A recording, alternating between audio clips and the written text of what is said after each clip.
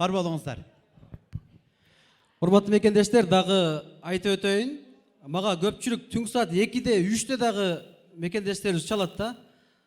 Отделениеге түшүп калдым, не кылам деп. Ошондо ушул 4 укук коргоочу номерин берем да мен. Ушулар кээде 24 саат уктабайт. Бекер кызмат кылат. Анан мен дагы өзгөчө баса белгилеп кетейин. Өзгө дагы терең ыраазычылыкты билдиребиз. Мен көбүнчө ушул Жандарбек агамдын номерин берем да. Мигранттар түнү 12-1-де ыйлап чалганда эле Жандарбек агамдын номерин жөнөтүп коюп кутулам да. Жандарбек негизи 24 сааттап иштесе керек, а? 24 саат айлык төлөйбү? Урматтуу Москва шаарындагы мекендештер, сиздерди Учкун Боб каналынын майрамдык кечесине чакырабыз. Бул кечеде мыктылардын мыктысы тандалат. Даамдуу дастаркон, эстен кеткис атмосферадагы шоу программа, оюн зоокторго көптөгөн белектер, маданияттын мыкты кызматкерлери ырдашат. Кымча белдүү бийчилер коштойт. Баса кеченин өзгөчөлүгү билеттерде белектер камтылган. Билеттердеги белектер 2 телевизор, 2 шуба, 5 смартфон, 5 планшет, ноутбук бор. Андыктан шашылыңыз. Орындар чектелүү. Биздин демөөрчүлөр Планета 312 кыймылсыз мүлк агенттиги, Айжана шоп дүкөнү, Мади шоп дүкөнү, Элзада сулуулук салону, Айза косметологиясы. Келип, көңүл ачып кетиңиздер.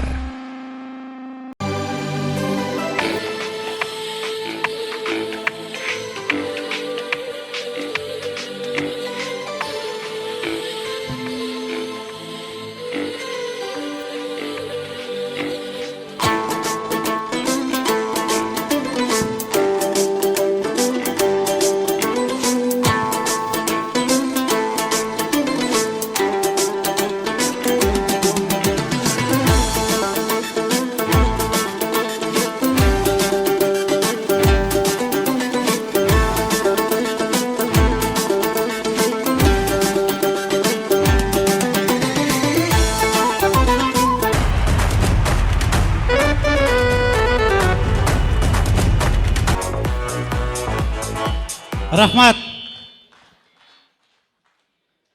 Эмгектен байлык чыйган кыргыз, Москвада майрам кылган кыргыз. Тамада чыгып майрам баштасак ол чаппай карап турган кыргыз. Ой, бүгүн мыктылардын мыктысы башын бириктирип, мыктылардын мыктысы чогулуп майрам белгилеп отурат. Майрамдык маанай байкалбайт, бир кыйкырып кол чаппайлыбы?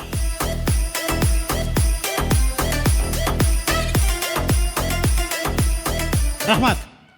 Тарыхынын тамыры терең улуу кыргыз журтчулугу, аттан жыгылса да салттан жыгылбайт. Бөтөн эл бөтөн жер экенине карабай, бүгүн дагы моминтип кыргыздын ыры жаңырып, кыргыздын сөзү сүйлөнүп, кыргыздын майрамы майрамдалып турат. Демек, бөтөн эл бөтөн жер экенине карабай, аттан жыгылса да салттан жыгылбаган элибиз бүгүн дагы өзүнүкүн бербей, кадимки кыргыз экенин тастыктап аныктап, өзгөчө майрамдык салтанаттын катышуучусу болуп жүз көрүшүп турган учурубуз. Дегенибиз, Учкунбек каналынын бүгүнкү майрамдык аземине жыл мыктыларынын башын бириктирген мыктылардын кечесине барыңыздарды кош келиңиздер деп койго уруксат этиңиздер.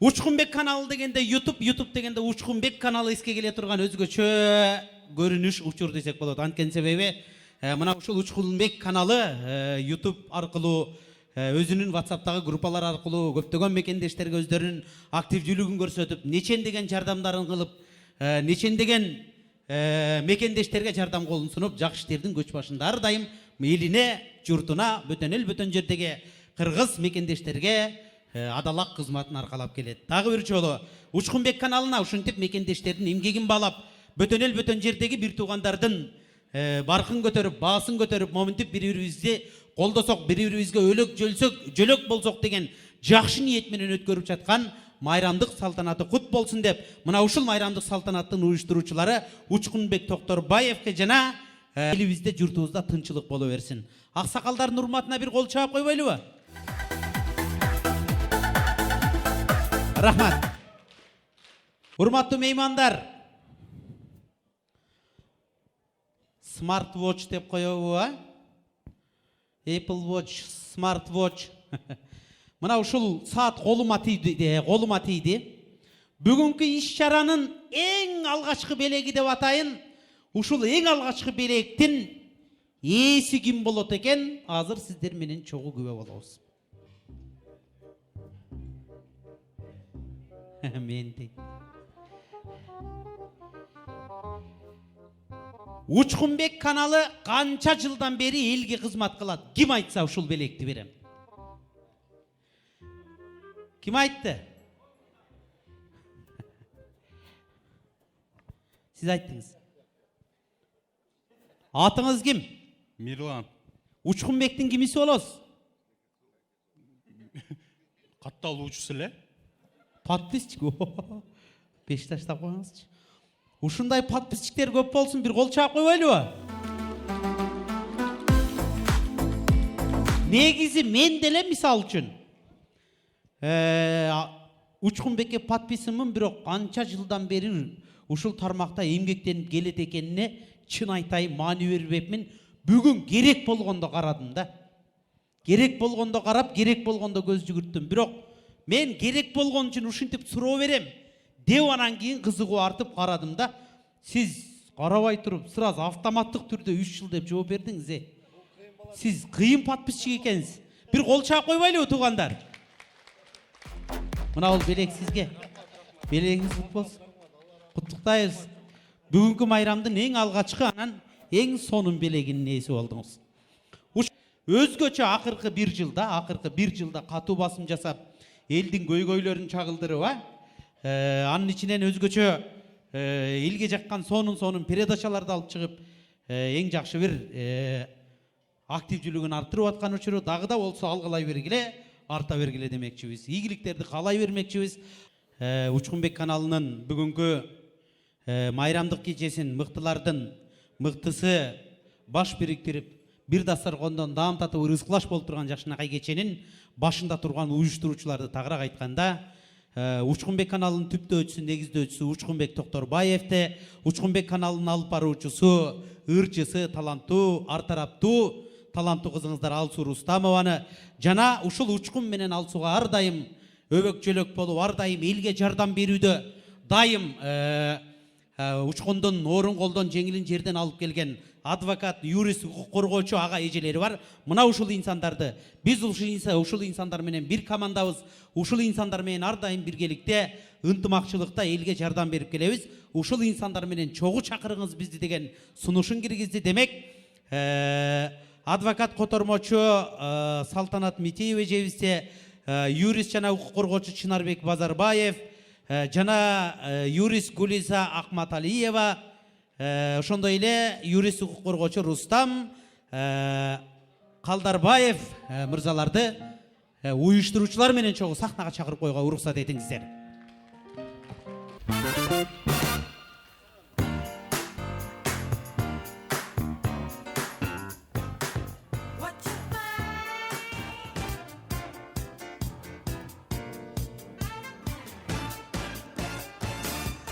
Рахмат.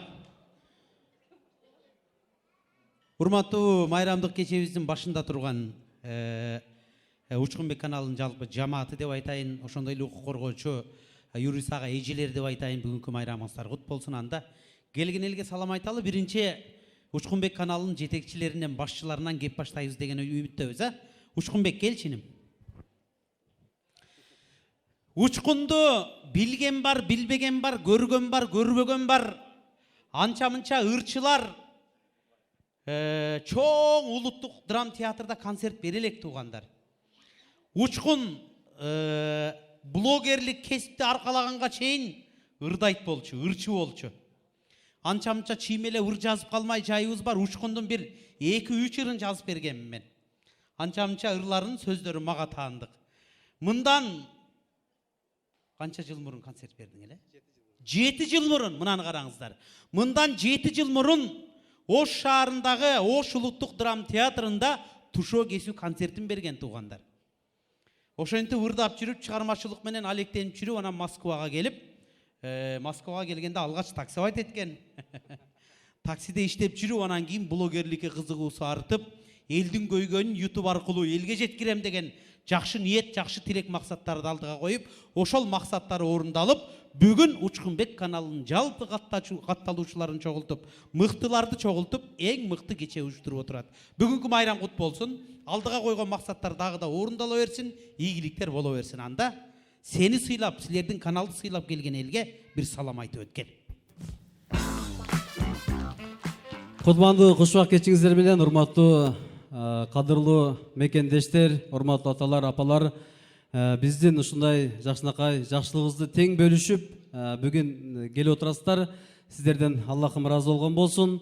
Бүгүнкү күндү жакшы маанайда отуруп кетиңиздер. Ошондой эле 2025 жыл биздин мекендештерибиздин жакшылыктын бир жылдары болсун. Ушул мекендештерибиз Кыргызстанга барыбыз эсен аман кайтып, ушундай сахналарда же ушундай бир ресторандарда бизнесмендер, тегеле бизнесмендер көп болуп, ушундай Кыргызстанда да чогулган насип кылган болсун. Дагы бир рет урматтуу коноктор куш келипсиздер. Бул жерде атайын миграция өкүлү дагы келип отурат. Ошондой эле Кара суу биримдиги коому бизди сыйлап келип отурат. Ошондой эле жалпы Жети областын биздин кадырлуу агаларыбыз, эжелерибиз, сыйлуу конокторубуз бүгүн бизди сыйлап келип отурат. Дагы бир рет сиздерге таазим этебиз, куш келипсиздер. Бүгүнкү ошол розыгрыштардагы жакшы ниет кылган биздин мекендештерибизге насип кылган болсун. Ошондой эле жакшынакай бүгүн конкурстар болот. Колдон келишинче бүгүн сиздерге жакшы маанай тартууланга аракет кылабыз. Ошол менен мен бул агаларыбызды, эжелеримди эмне үчүн алып чыктым? Москва шаарында биздин укук коргоочулар, адвокаттар ар дайым 24 саат бою көпчүлүк мекендештерибиздин көйгөйлөрүн чечип келет. Көпчүлүк мекендештерибиз биздин каналга кайрылышат. Бизге ушул юристтер керек, укук коргоочулар келет деп. Ушул менин агаларым, эжелерим бизди колдоп, ар дайым биздин WhatsApp группабыз дагы бар. Москвадагы, Россиядагы кыргыздар деген. Ошол жактан ушул биздин агаларыбыз, эжелерибиз бекер консультацияларды берип турат. Кээде 2 жумада бир, кээде жумада бир ушул мекендештерибиз бизге кайрылып, ушундай суроолор жаралтат. Суроо жооп кылып бериңиздер дегенде, ушулар тик туруп 2 саат, 3 саат, кээде 1 саат бекер суроо жоопторду кылып беришет. Ар дайым биздин каналдарды колдойт. Негизи биз ошол жакшы ниет кылганбыз. Ошо каналды биз көпчүлүк мекендештер ойлойт, бизнес катары эле колдонот деп. Негизги биздин максатыбыз мекендештерге жардам берүү, ошо чет жакта жүргөндө бирибизди колдоо. Ошону менен бирге мен ушул жерге дагы бир ыраазычылык айтып өтөйүн. Биздин бүгүнкү кечеге демөөрчү болгон биздин ушул жеке ишкерлер колдошту. Ата тайса куту сүнөт дегендей, Планета 312 кыймылсыз мүлк агенттиги отурат. Эгерде үй алам десеңиздер, ар өлкөдөн үй алам десеңиздер, жолугуп визиткаларын алып, номерлерин алсаңыздар болот. Атайын бүгүнкү биздин кечебизге демөөрчү болду. Ошондой эле Айжан шоп деген айымдар дүкөнү бар. Ал айымыбыздагы бизге демөөрчү болуп, ушул кечеге бир чоң спонсорлук жагын салымын кошту. Ошондой эле өзгөчө дагы бир эжекебиз бар бул жерде. Майди шоп деген дүкөн. Майди шоптун негиздөөчүсү бирде Өлмөсхан деген эжекебиз дагы. Биз белектерди койсок айтып калды өзү. Учкунбек, мен силерди колдойм. Мен 2 шубаны берейин деп ушул эжекеге бир кол чаап койсоңуздар. Ошондой эле бул жерде Айзада косметология деген биздин мыкты карындашыбыз бар. Ар дайым жакшылыктарды, кайрымдуулуктарды көп кылып келет. Мага көбүнчө байланышат, ким муктаж экен, мен жардам берейинчи муктаждарга деп байланышып, муктаждардын номерин алып берип, ошол карындашыбыз ар дайым колдоп келет. Бүгүнкү кеченде дагы ушул карындашыбыз демөөрчү болуп, кечебизге демөөрчү болду. Ошондой эле Элзада сулуулук салону бар. Метро Таганскиде ал карындашыбыз дагы бүгүнкү кечеге демөөрчү болуп, ошол кечени мен колдойн, спонсор болоюн деп сулуулук салону иштетет. Ошондой эле бүгүн ушул жердеги айымдарга, майрамдарга карата мен сертификаттарын берейин деп келип отурат. Алар менен дагы кийинчерээк кенен тааныштырабыз. Ошол спонсорлорго дагы таазим кылып өтөбүз. Дагы бир рет куш келипсиздер. Мен сөздөрүм көп болуп кетти окшойт а? Эсиңиздерге сала кетели, майрам жүрүп жаткан учурда ар бириңиздердин телефонуңуздардан YouTube'ду карайбыз. Егер кимде-ким Учкунбек каналына катталбаган болсо 2000 рубльдан штраф айтып коеюн. Так что катталгыла. Тамаша болсун, куш келиңиздер, бар болуңуздар. Кыргызда кыздын адылык, кылымда кыздын чачылык, кызыгын көрбөс дүйнөнүн кыз сыйлабас макулук дейт. Алдыбызда турган ала тоодой болгон мээрими менен, сулуулугу менен майрамыбызга көрүп берип отурган айымдарыбыз кеп баштайт. Укук коргоочу, адвокат, юрист мыкты эжекелерибизге бир кол чаап коюңуздар. Саламатсыздарбы, урматтуу жердештер. Бүгүнкү Учкунбек каналынын жаңы жылдык кечесине барыңыздар куш келипсиздер.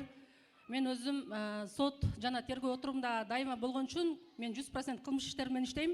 Ар бир кылмыш иштин, ар бир кыздын, баланын камалып кетип атканда эми эне катары жүрөгүм ыйлап, жүрөгүм канап туруп, кийин Учкунбектин каналынан тарбиялык мааниси бар. Ким картадан акча которсо, же болбосо карта таап иштетип койсо, ошондой берүүлөрдү чыгарып көрүү үчүн сунуш кылыңыздарды суранат элем. Себеби бул көрүүдө сөзсүз түрдө бир тарбиялык мааниси бар. Эң бир мындандай азыркы учурда көйгөйдү чагылдырган берүүлөр. Мисалы үчүн, өткөндө бирөөнү көрдүм, менин аялым бирөөгө акча которуп коюп камалып атат деп бир киши айтып чыкты.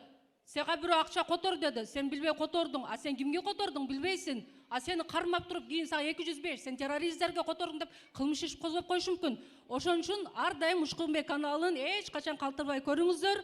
Барыңыздарга жаңы жылдык маанай, узун өмүр, ден соолук каалайм. Аман эсен туугандарыңыздардын, ата-энеңиздердин, балдарыңыздардын жанына барыңыздар. Асманда жылдыз көбөйсүн, жерде кыргыз көбөйсүн. Кыргыз элибиз өтө күчтүү элбиз. Бири-бирибизге аябай мээримчил элбиз. Бири-бирибизге боор тартабыз.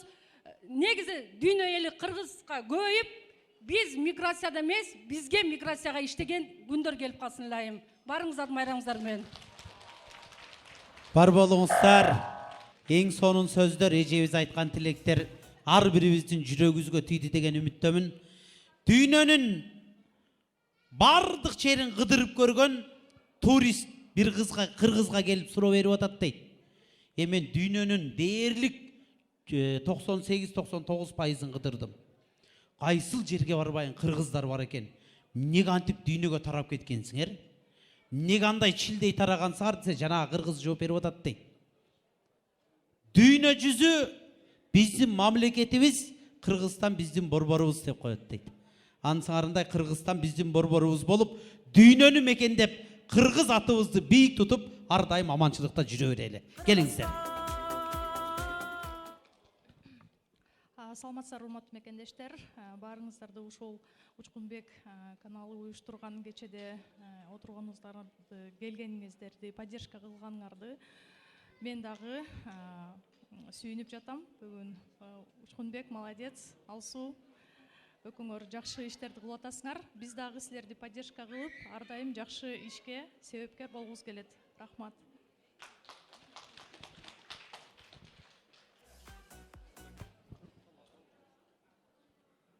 Ассаламу алейкум, урматтуу Учкун каналынын ушу майрамдык кечесинин коноктору, силердин баарыңыздарга ден соолук каалайм, ишиңиздерге ийгилик, үй бүлөлүк бакыт. Ал эми Учкунбек каналына ушунчалык майрамдык маанай кече уюштурганыңарга чоң рахмат. Элге кызмат кылып жүрө бергиле. Аллахым силерден ыраазы болсун. Бар болуңуздар, аман болуңуздар. Ыраазычылык билдиребиз. Ар бириңиздердин үйүңүздөрдө аманчылык болсун, тынчылык болсун. Сиздер дагы ушинтип мекендештердин укугун коргоп, ар дайым жардам колун суруп аманчылыкта жүрүңүздөр. Кийинки сөз Чынарбек эке улантсын, Чынарбек экеге. Чынарбек экебиз биз той топурда жүрүп түнү көп жүрөбүз да, күндүзү көбүнчө уктап калабыз. Түнкү саат 3-тө деле чала беребиз да.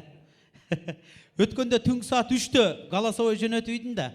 Голосовой жөнөтүп ушундай болуптур, бир таксист инебиз кайга түшүп калып, будан кармалыптыр, тигиден кармалыптыр, эмне кылыш керек десем, уйку сурап жооп бериптир. Ыраазычылык билдиребиз аке, ар дайым ушинтип мекендештерге күн дебей, түн дебей кызмат кылып, жардам колун сулуп, аманчылыкта жүрө бериңиздер.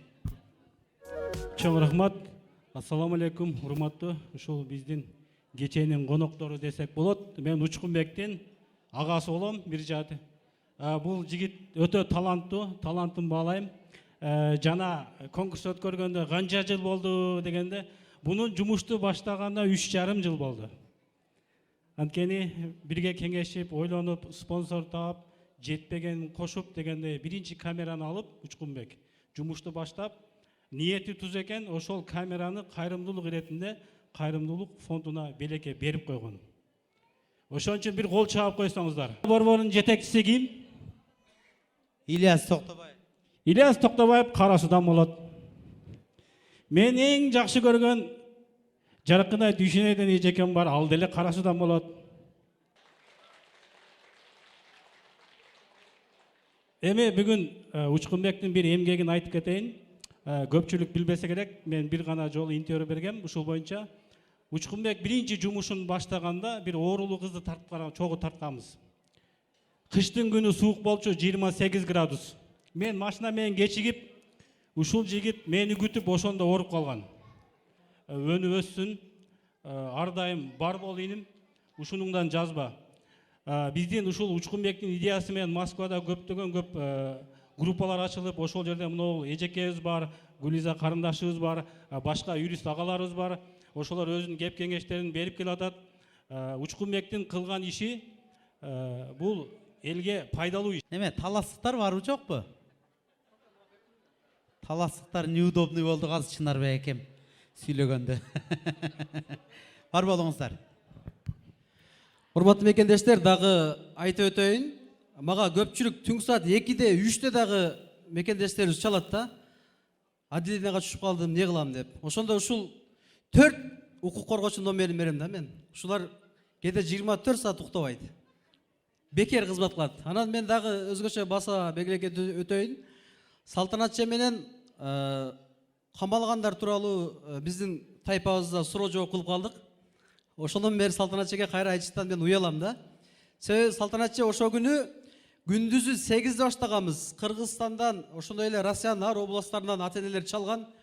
Биз күттабыз, качан суроо жооп башталат деп. Суроо жооп 8-де башталып, түнг саат 11-де бүтпөй койду. Эртеси күнү Салтанатчыга чалсам, Учкунбек саат 6-да мен мекендештердин суроолоруна жооп берип бүттүм дейт. Саат 6-га чейин суроо жооп кылып бериптир да. Ошондон кийин мен айта албай калдым да. Анан ошондон кийин Салтанатчыбыз азыркыга чейин ошол эжелердин суроолоруна жооп берип келет да. Номерин сохранить этип калган. Россия боюнча, Кыргызстан боюнча кеткен. Гүлиза эжебиз ар 2 жума сайын биздин WhatsApp группабызда бекер консультациялар берип, мекендештердин суроолоруна так туура жооп берип турат. Азыр консультацияларды билесиздер, 2000ден, кээ жерде 3000ден биздин мекендештери. Көпчүлүгү зери кеткен. Өзү негизи посольствого барса 4 юрист бар. Ошока баргандан зери кетти дагы, анан биздин группага келип бекер консультациялар алат. Ушул 4 биздин укук коргоочу эмне үчүн алып чыктым? Ушулар бир сом албай, Алла разы үчүн биздин каналды колдоп, мекендештердин ар бир суроолоруна так жана туура жооп берет да. Бүгүн дагы ушундай кандайдыр бир юристтерди издеп мага жаза беришет. Өздөрү менен кандайдыр бир көйгөйүңүздөр болсо жолугуп, сурооңуздарды берип жооп алсаңыздар дагы болот. Бүгүн дагы биз силерге мүмкүнчүлүк түзүп берип атабыз. Учкунбек каналына кол чабуулар. Рахмат. Бар болуңуздар, ыраазычылык билдиребиз. Рахмат. Учкун группасына саат канчадан баштап реклама жөнөткөнгө уруксат? Ким айтса приз берем? Ким айтат? Мына жакка бере. Ким биринчи кол көтөрдү? Мына жак көтөрдү, Точно? 9-да. Саат 9-да дейт. Группадан чыкпайт экен, мына кыз, Кички группада отурат экен, Атыңыз ким? Динара. Динарайым, бир кол чаап коюңуздар. Бул белек сизге. Башка катталуучуларга дагы буйруса сонун белектери бар. Кечебизди алга карай улантабыз, дагы да болсо барыңыздарга эң сонун майки жамааттар, дактуу меймандар, бул жамаатты келген элди Учкунбек каналын куттуктап эле тим болбостон бүгүнкү кечебиздеги катышып жаткан анча-мынча мыктыларга чыныгы мыкты экенин куттуктап, жакшынакай мыкты деген белектерди тапшырып кетүү үчүн дагы сахнага чакыралы деп турабыз. Төрүбүздө отурган кадырлуу меймандарыбыз мамлекеттик кызматта иштеп, элдин көйгөйүн, элдин түйшүгүн ар убак желкесине жүктөп, ар дайым элибиздин көйгөйү менен алек болуп, түйшүктүү иштеринде элибизге көптөгөн нечендеген жардамдарын берип жүргөн агаларыбыз, эжелерибиз деп айтсам болот. Миграция кызматынын өкүлдөрү, Майрам Жалаловна эжебизди жана ошондой эле Жандарбек Айтназаров агаларыбызды чакырып коюуга уруксат этиңиздер кана.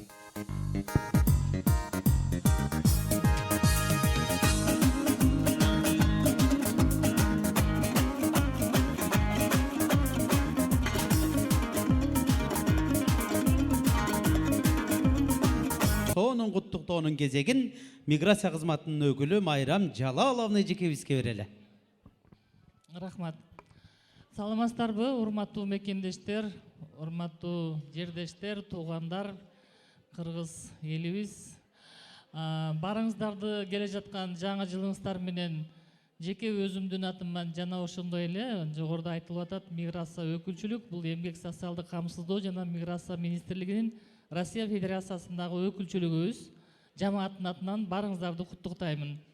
Ошондой эле уюштуруучу топко Учкун силерге ийгилик болсун. Азыр мен бул жерде Чынарбек аябай жакшы сөздөрүн айтты. Мен бирок Учкунбек мени чакырса, мен Учкунбекти сузактык деп ойлоп алыптырмын. Рахмат. Кара суук болсо да мени чакырган турбайбы? Рахмат Учкунбек. Бирок мен кара сууктар менен былтыр деле сиздердин кечеңиздерге барганмын. Кара суу менен Сузак бул бир элбиз, бир жербиз, жакынбыз. Бала кезибизден бири-бирибизге катышып жүрөбүз, куда сөөк болуп жүрөбүз. Ошон үчүн биз бир туугандарбыз баарыбыз. Бар болуңуздар, аман жүрүңүздөр. Бөтөн эл, бөтөн жердебиз чындыгындачы. Жогоруда жакшы сөздөр айтылды. Ар бириңиздер аман эсен мекенибизге кайтканды Кудай насип этсин. Эмне максат менен жүрсөңүздөр, ошолордун баары ишке ашып, тапканыңарга береке болуп, элибизге баралы, жерибизге баралы. Кичине уруксат болсо, ушул жерде анча-мынча мыктылар деп атат, жакшы элге кызмат кылган кишилер бар экен. Жогоруда мынакей кыздар чыгып, элдин укугун, кыргыз мекендештердин укугун, кызыкчылыгын колдоп жүргөн биздин мыкты жигиттер бар, кыздар бар дегендей. Ошо кичине сыйлыгыбыз бар эле. Уруксат берсеңиздер, ошолорду тапшырып коелу. Жандарбек Замирбекович, сөз кошуп койсоңуз. Рахмат, Майрам Жалаловна. Урматтуу коноктор, ушул Учкунбектин жакын санаалаштары, достору, Учкунбектин подписчиктери мындай айтканда, куш келипсиздер, алтындай болгон убактыңыздарды бөлүп келгениңиздер үчүн чоң рахмат. Мен ушул Учкунбек боюнча атайы ушул Учкунбектин кечесине келип аткандан кийин бир ооз айтып кетейин. Жана Чынарбек айтпадыбы, 23 градус минус 23 деп. Будан 2 жыл мурун биз Миграция министрлиги кыргыз тил боюнча Кремльде шайыр апалар менен бир съемка тартып калдык. Эрте менен келген, саат 9-да десем саат 8-де келиптир. Ошентип барып жүрдүк. Азыр мен бул жерден эмнени айткым келип атат? Жана балдар айтып кетип атпайбы? Учкун бекер эле иштейт, бардык жерде бекер деп. Да, бекер да. Кечке биз менен Кремльде жүрүп акырында ушул жерге келип анан кийин Учкун эмне кылайын десем, эчтеке кылбай эле мага тамак алып бериңизчи дейт го.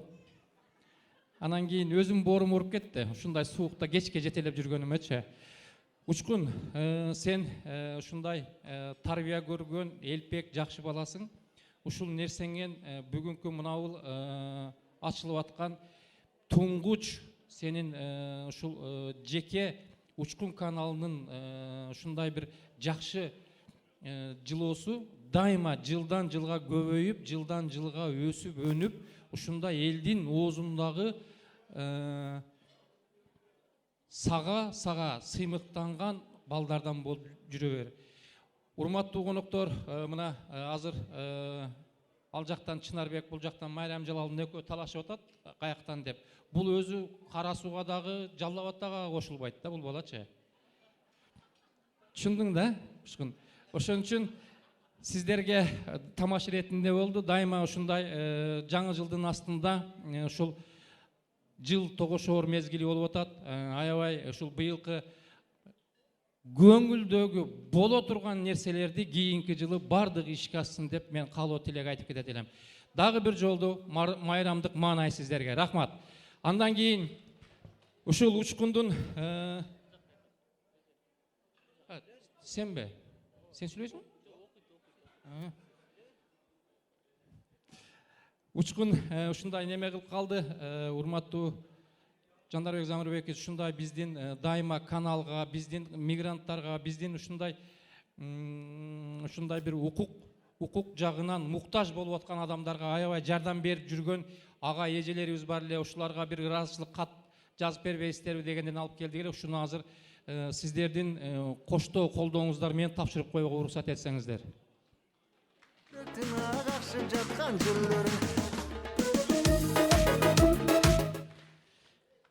Кыргыз Республикасынын Эмгек, социалдык камсыздоо жана миграция министрлигинин Россия Федерациясындагы өкүлчүлүгү. Ыраазычылык кат. Урматтуу Колдошова Өлмаскан Жумабаевна, Россия Федерациясындагы Кыргыз Республикасынын жарандарынын коомдук турмушта активдүү катышуу менен ортосундагы достукту чыңдоого кошкон зор салымыңыз үчүн ыраазычылык билдирем. Бекем ден соолук, бакубатчылык жана элибиз үчүн жасаган иштериңизге чоң ийгиликтерди каалайм. Жетекчи Галиева Жаркынай Душаевна.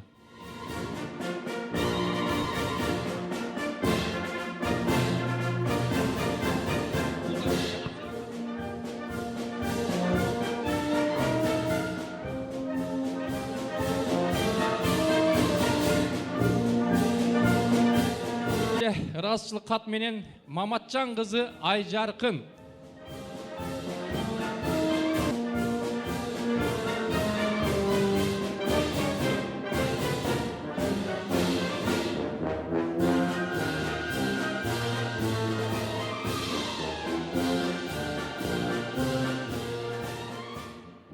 Ушундай эле ыраазычылык кат менен Айдарова Айзада Абдыкапаровна.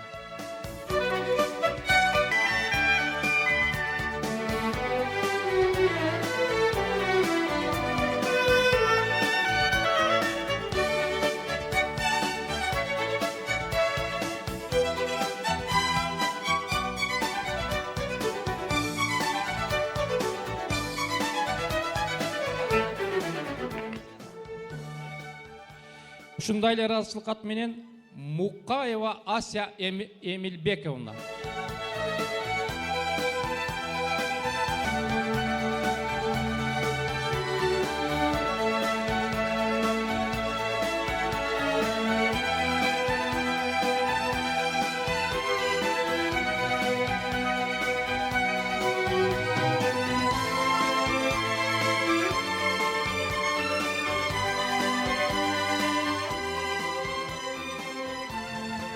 Ошондой эле Бусурманова Эльзада Шайырбековна.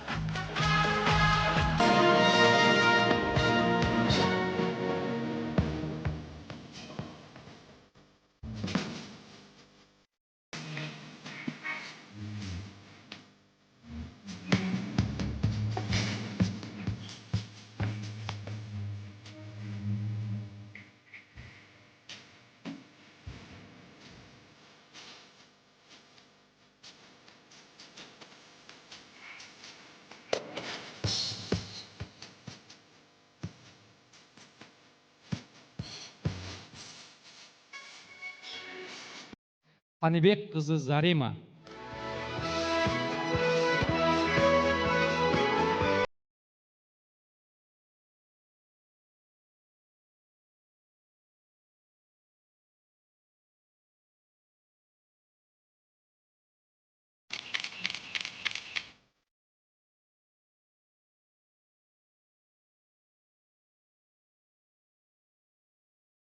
Ой, Будай. Абдрасулов Руслан Абдрасулович. Бар екен,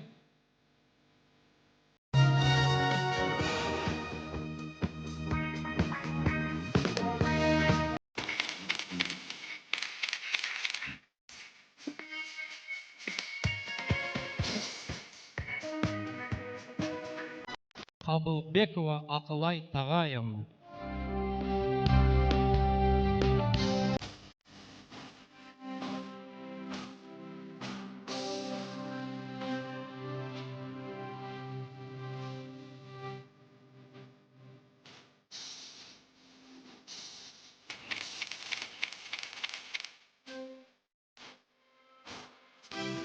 кетпей тұрсыздар, а? Учурдан пайдаланып, ушу миграция жетекчилиги Жаркынай Дүйшеевне жекебизге дагы терең ыраазычылыкты билдиребиз. Мен көбүнчө ушул Жандарбек агамдын номерин берем да. Мигранттар түнү 12:1-де ыйлап чалганда эле Жандарбек агамдын номерин жөнөтүп коюп кутулам да. Жандарбек ака негизи 24 сааттап иштесе керек, а? 24 саат айлык төлөйбү? Айлык маани эмеспи же? Сен кечке жүрүп бир абетке иштегенден кийин 24 саатка эмне ужин кошулат да. Миграция өкүлдөрүнө ыраазычылык билдиребиз. Ушундай алтындай убактыңыздарды бөлүп, биздин мекендештерге ыраазычылык кат бердиңиздер. Жетекчиңиздерге, жалпы жамаатыңыздарга ыраазычылык билдиребиз. Ар дайым ушу мигранттар мага кайрылганда эле миграция өкүлүнүн номерин берем да. Мен билбейм ошого кайрылга деп эле. Ыраазычылык билдиребиз. Рахмат. Жалпы мекендештерин эмгегин бала ыраазычылык кат берген миграция кызматына Ушкунбек каналынын атынан ыраазычылык кат бар окшойт деп тигини көтөрүп чыксаң. Бар болуңуздар, майрамыңыздар менен мыктылар, сыйлыктар кут болсун, ушинтип мыкты болуп, дагы да эмгегиңиздердин үзүрүн көрүп, далай жакшылык, далай ийгиликтерге жете бериңиздер. Миграция кызматынын өкүлдөрүнө дагы ыраазычылык билдиребиз. Андыктан бүгүнкү аземге дагы бир жолу ийгилик каалайм. Ал эми өнөр жолунда бир туугандарым Аскат, силерге терең ыраазычылык. Баарыңыздарга аманчылык каалайбыз. Бар болуңуздар. Нурхан эжекебиз, рахмат, ыраазычылык билдиребиз. Бар болуңуздар. Учкун рахмат.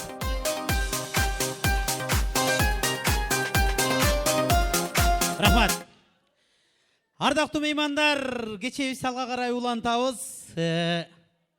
Сахнада тура бергенден көрө эл аралап, элге жакыныраак иштеген баары бир бизге жакын экен, ошон үчүн эл менен эле бололу деп чечтик. Так. Мага бир номер айтабыз. Ошол номерди кимде ким биринчилерден болуп сактап, ошол номерге биринчи болуп салам деген сөзүн WhatsApp аркылуу жазган болсо, 3000 рубль акчалай сыйлык.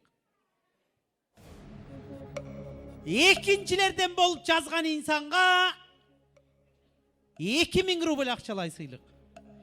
Үчүнчүдөн болуп жазган инсанга 1000 рубль акчалай сыйлык. Жигит келиңиз, атыңыз ким эле?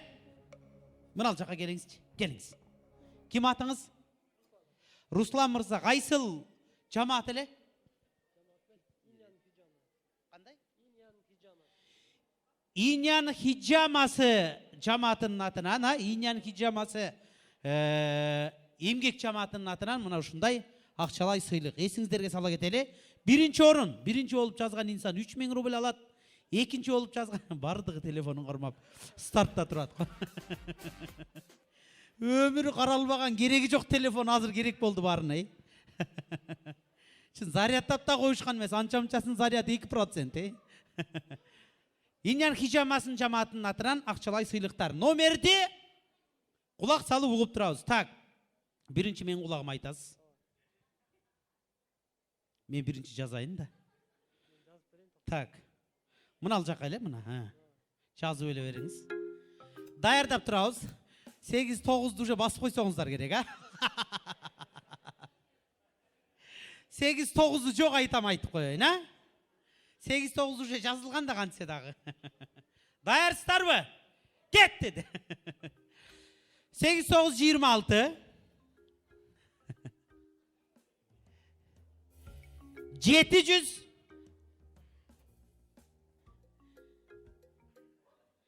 73-70 Даярдап карап туруңуз. Кайра кайталабаш керек. Çalbaş керек, SMS çalış керек, salam деп.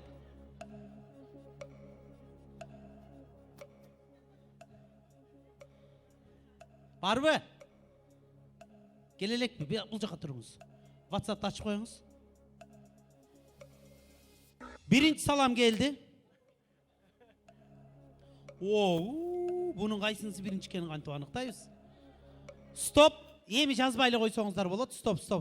Болду. Уже кеч калдыңыздар. Стоп. Чо, голосовой жөнөтүп атышат, айланай. Голосовой жөнөтөм, мындан карагыла, коюп берейинби? Салам деп жазды, бирок голосовойн коюп берейинби?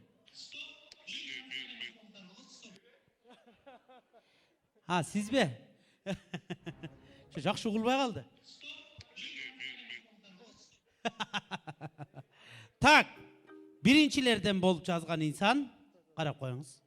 Эң биринчисин ылдыйга түшөбүз. О, этеке. Этеке түшүп кетти, түзүк эле. О, хит болуш тез эле турбайбы? Давай, мына алчы. Эң биринчи салам гана, бир гана сөз, Ошону ачыңыз. Ачыңыз ошону. Не дейт? Саламатсызбы дейт. Саламдагы эмес, саламатсызбы деп зерикпей жазып, суроо белгисин коюп коюптур. Номер 25 менен 612 09 44.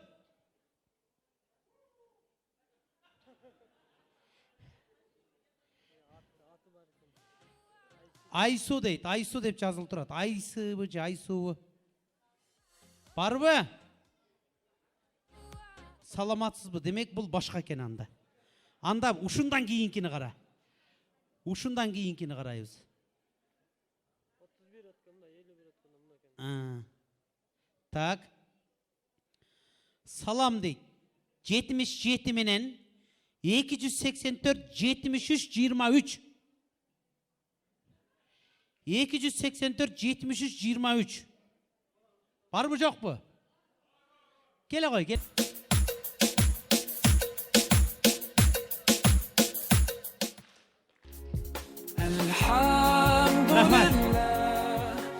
Так, номериңиз тура туруңуз. Я деп жөнөтөйүнчү, ачып коюңуз WhatsApp'ты. Келди? Келди. Ушул жерде туруп туруңуз. Эми экинчи орунду аныктайбыз да. Карап туруңуз. Азыркыдан кийин келе. Так. 50 өткөндө. Азыркы кыздык 51 беле? Бул кыз экинчи орун банда кандай? Токтоңуз, караңыз азыр. Чыно 49 өткөндө жазганмын деп атат. Дагылдыйбы? Мындайбы? Мынага кирейин, 44кө кирейин. Бул жанагы да чыкпай койду, эси жок болду. Андан кийин мынага кирет экенбиз, 51 өткөндө салам деп Айнур аттуу айым жазыптыр. Айнурка дейт. 68 менен 543 25 20. Жо, мына бул телефондун саатын карайбыз да биз, туурабы? Мүмкүн экөөнүн айырмасы бардыр, каяктан билебиз? Мына бул телефондун сааты менен салыштырабыз. Мына кызбы? Саат. Так. Андан кийинкисин карайбыз.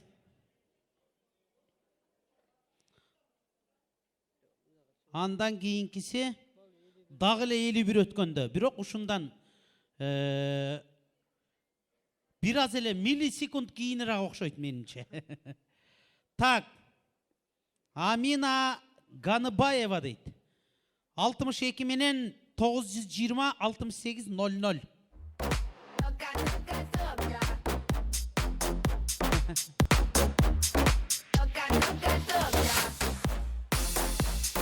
Эми карайбыз.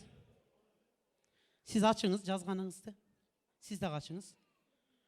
Телефон менен акча таап атсаңыз, анан телефонду таштап чыгасыз, копурай. Телефонун берип койгула. Сиз да ачыңыз. Сиздин номериңиз канча эле аягы? 8800'ду карайбыз азыр. 8800 деген келиптир. 51 өткөндө келиптир. Мына. Салам деп 49 өткөндө биринчи жазыпсыз. 50 өткөндө дагы жазыпсыз. 51 өткөндө дагы жазыпсыз. Бир жолу жазган боюнча калтырыш керек болчу. Жо, сиздики, сиз кийин SMS жазган сайын аныңыз көтөрүлүп кете берет да жогоруга. Жо, бир эле жолу жазыш керек. Правило ошондойбу же биринчи жазгангабы? Биринчи жазган 49. Мына бул жака дагы 49 келди. Эми демөөрчүдөн сурайбыз да. Мына бул номер 49 өткөндө жазыптыр, көрдүңүз, Салам.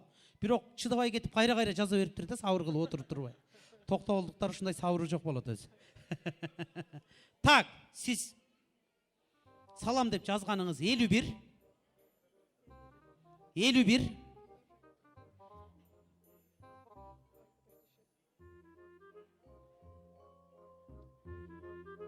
Parolünü unutup kaldım mı ağız?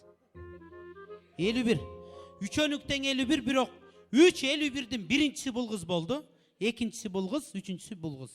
51 bir ele minutun içinde 3 salam gelgen, anın içinden 49 minut ötkönde жазган жигит кайра жаза берип, немесе номери жогоруга чыгып кеткен үчүн каралбай калган. Чакырып коебузбу? Келиңиз. Келиңиз. Келиңиз. Берип кое бер деп бердиришип берип алып иш чара бүткөндөн кийин мени жегиле анан телефондон, а?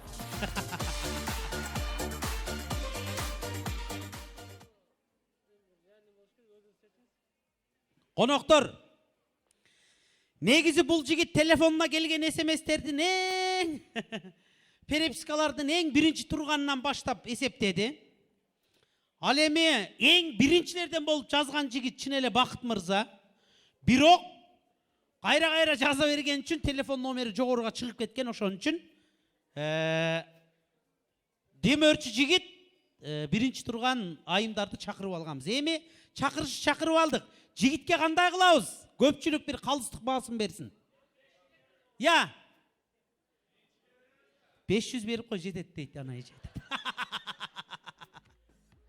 Тамаша болсун. Анда мындай кылабыз. Биринчи Бакыт мырза. Эми биринчи жазганды биринчи жазды эле деш керек, туура эле. Экинчи ким чыкты? Сиз чыктыңыз, мына жака туруңуз. Экинчи, үчүнчү, төртүнчү. Сиз болгону демөөрчүнү дагы 1000 рубльга жыктыңыз да, ошол эле. Ардактуу меймандар, сиздердин шаңдуу кол чабыңыздар менен биринчи орундун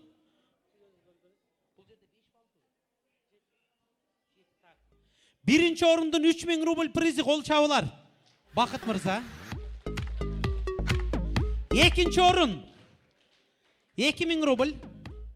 Үчүнчү орун 1000 рубль. Төртүнчү орун 1000 рубль. Ыраазычылык билдиребиз, бир кол чаап коюңуздар.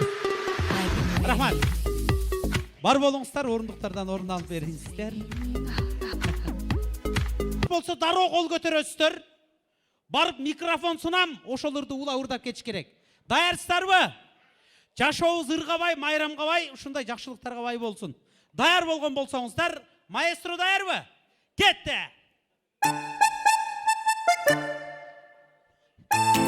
Рахмат. Кайра коесуң. Токтогул ес, токтогул да. Кечиресиздер. Кетти маэстро. Ушуну.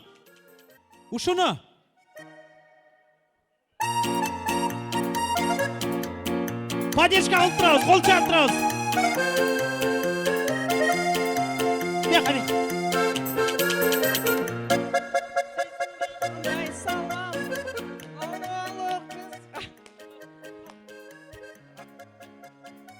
Микрофондон өзү сүрүү бар да. Ырларымдын бардыгын унутуп калдым. Микрофондун сүрүү бар. Ошо микрофондун сүрүн биздин кадырыбызды билсин деп мына кап чыктым сизди. Рахмат. Бакыт мырза жөн эле берген жок 1000 сомду. Түшүнүп анан берди. Ушул эле мелодия кайрадан.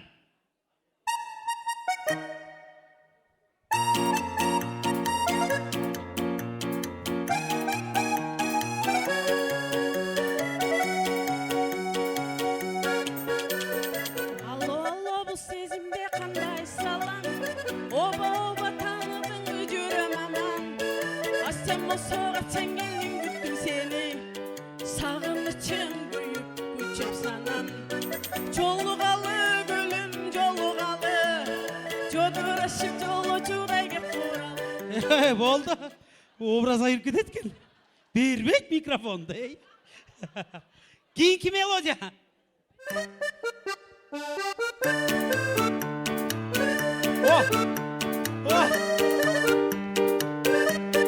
Неге сиз кол көтөрүп бул ырдаш керек? Сиз кол көтөрдүңүз.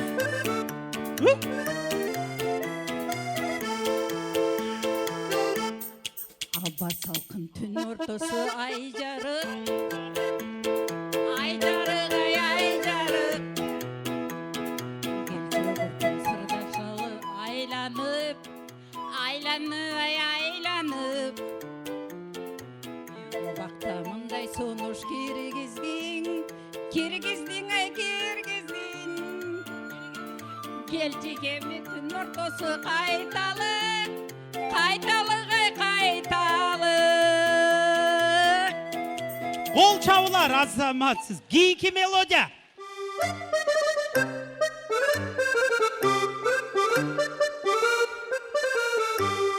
Çok mu? Oh.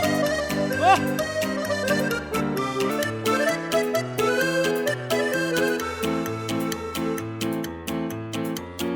Çocuk cengi oynasok Sunu boylasok Suca çocuk cengi oynasok Oylop yaşınmak oynop Oyunga da takır toybosok Kol çavlar. Skromnır da koyarken. Giyinki melodiya.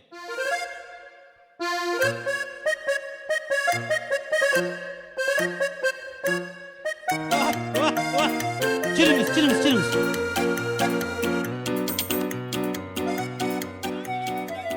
Canından ölsün cılmayıp Çalkarıp sen de kılçayıp İşteki sırdı aytalbay Yürüsün ayçik ildan Rahmat. Kol çapaylı.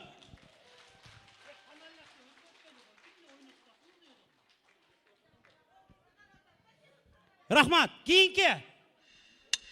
Arkada gözüm açmay kalgan durbayım mı? O.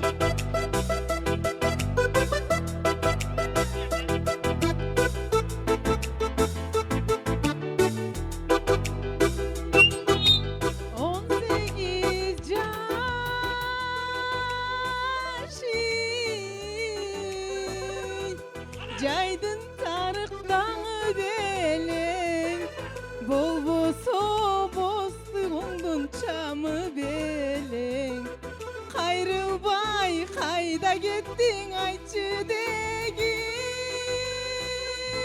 Adaşım aylındı men surap gelin Adaşım aylındı men surap gelin Kol çavlar.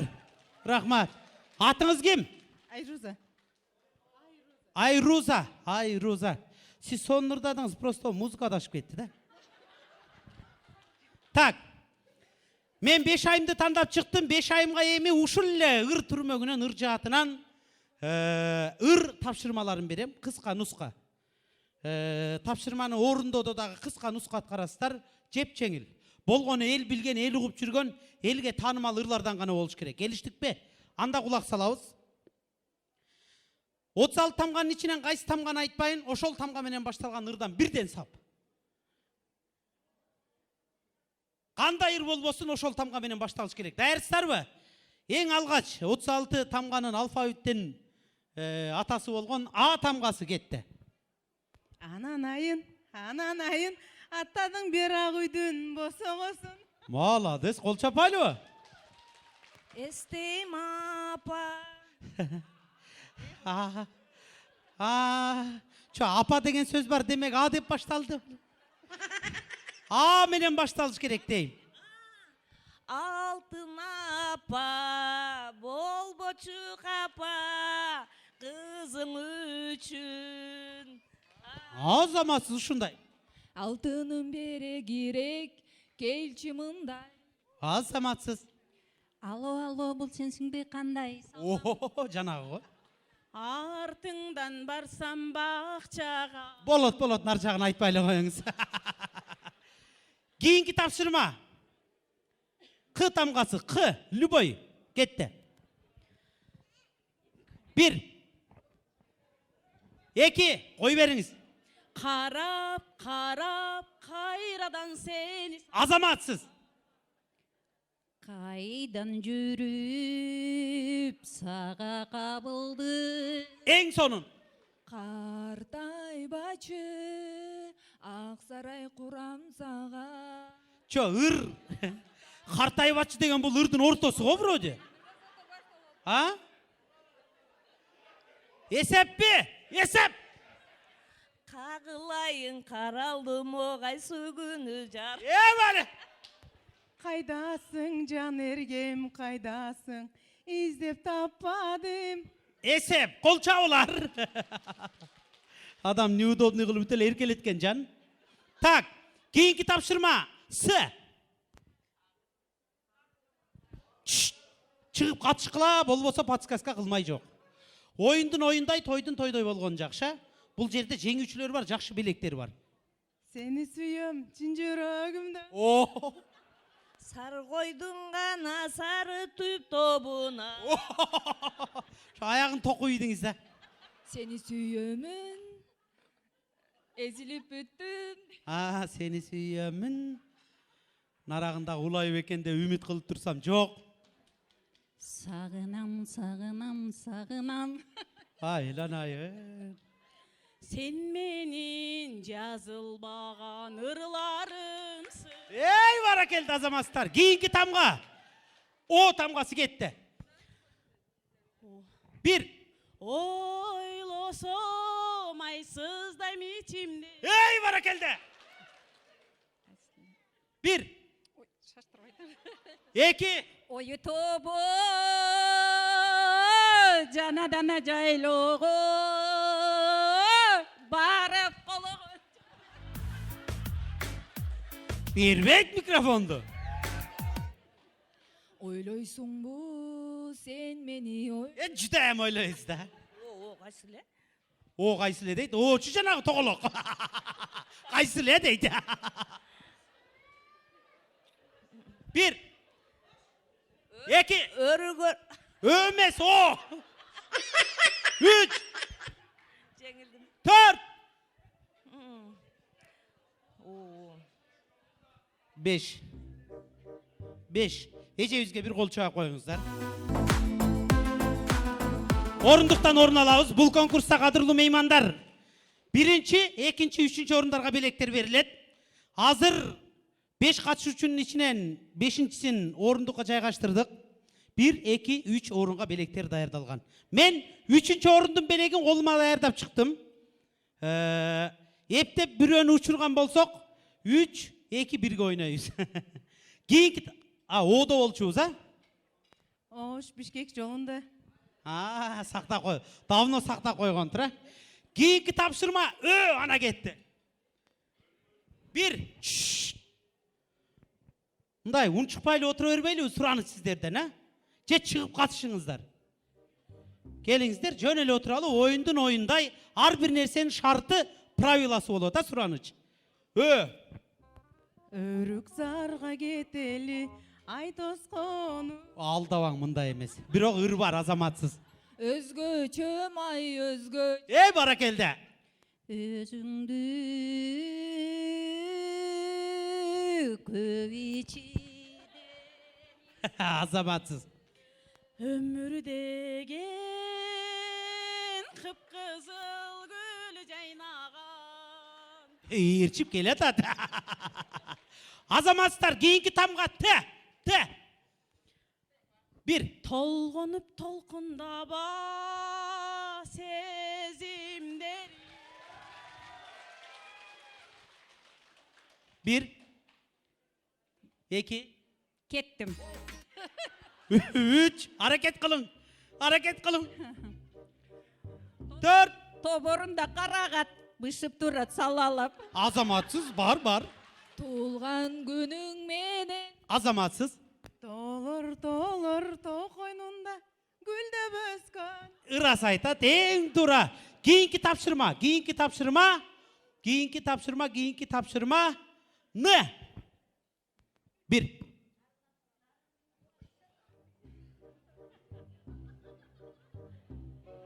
Ындан жазган салам. Demek içinerek adamlar bolsa жаш балдар экен эми деп көңүл бурбай коет элем.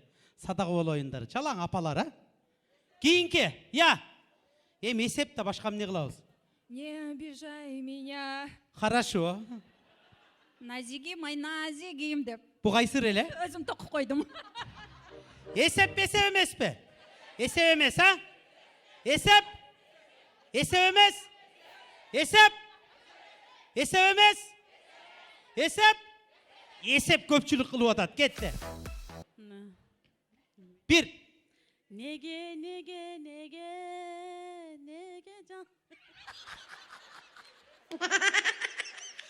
Joe, esептеп койсоңор ушинтип чыга берет да, көрдүңөрбү?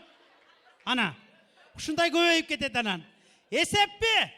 Esep. Неме? Жөн эле композитор, намести, сөз, овон менен топ салышат го. Өзү композиторлор дагы биринчи овонун же сөзүн жазат да. Булар намести, сөз, овон нахады го. Кийинки тапшырма Чы тамгасы. Чынаро деп чакырсам чыкпай үйүңдөн. Esep эң сонун. 1 2 3 4 5 Esep жабылгандан кийин ыртап калдыңыз. Узатабыз, кол чаап коюңуздар. Бияка жылабыз. Тапшырма чы тамгасында 3-чү орундун белеги менин колумда турат. Кетти. Чыннелей, мен сени таптымбы. Чыппа-чын таптыңыз. Кийинки. Билбейм чы. 1 2 Чапканатка жеткирбей бара жа. Сиздин таппай калышыңызга менин сомнениям бар болчу. Чын. Кийинки тапшырма, эң акыркы тапшырма туугандар. Эң акыркы тапшырма ушу менен жыйынтыктайлы. Ырдаганына, барына бирдей кылып белек берем. Ырдай албай калган 3-чү орун деп чектетем дагы, 1-чи, 2-чини 2 айымга бөлүп берем. Так. П. 1 2 Паридам. П эмес, П. 1 2 3 Жок. 4 5 Атыңыз ким? Турна. 3-чү орун кол чабуулар. Мына бул белек сизге болсун. Жолдошуңуз шу жердеби? Ооба. Үй бүлөк өтө керектүү буюм. Бир кол чаап коюңуздар, баракет. Бери жылабыз. 1-чи, 2-чи Алсу. 1-чи орун, 2-чи орун белегин даярдап тургула. Так. Кандайсыз? Тапшырма П тамгасында кетти. 1 2 Папалям, синий трактор едет к нам.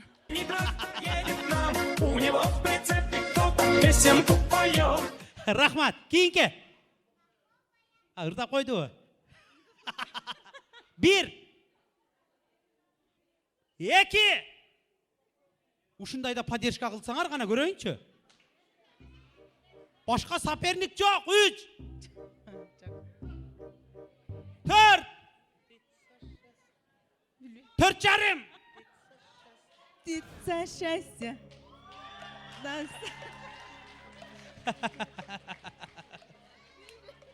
Птица счастья завтрашнего дня прилетели, крылья без меня. Вы... Араң эле турушат экен, эй. Азаматсыздар, бар болуңуздар, барыңыздар. Марал эженин ушу башында эле кетип калабы экен деп аттым эле, кыйын киши экен, Тырышып, тырмышып атып, 2-чи орунга жетти да. Демек, 2-чи орун десем дагы, 1-чи орун десем да туура эмес болуп калат экен. Мен дагы образга кирип кеттим. Көзүмө бир нерсе кирип кетти. Көзүң чоң болсо да ушу экен да. Чын. Учуп жүргөн ыпыр-сыпырдын баары келип 1-чи менин көзүмө түшөт, 1-чи орун, атыңыз ким? Марал. Марал эжеге кол чабуулар. Марал эжебиз П тамгасын 1-чилерден болуп тапкан үчүн Марал эжебизге 1-чи орун бул белек. Охо. Чалко келиндердин белеги деп жазып коюптур мына жерге. Блендер, кол чабуулар. Бар болуңуз, белегиңиз кут болсун. 2-чи орун. Кандайсыз? Жакшы жүрөсүзбү? Мына бул белек сизге. Бир кол чаап коюңуздар туугандар. Азаматсыз, рахмат.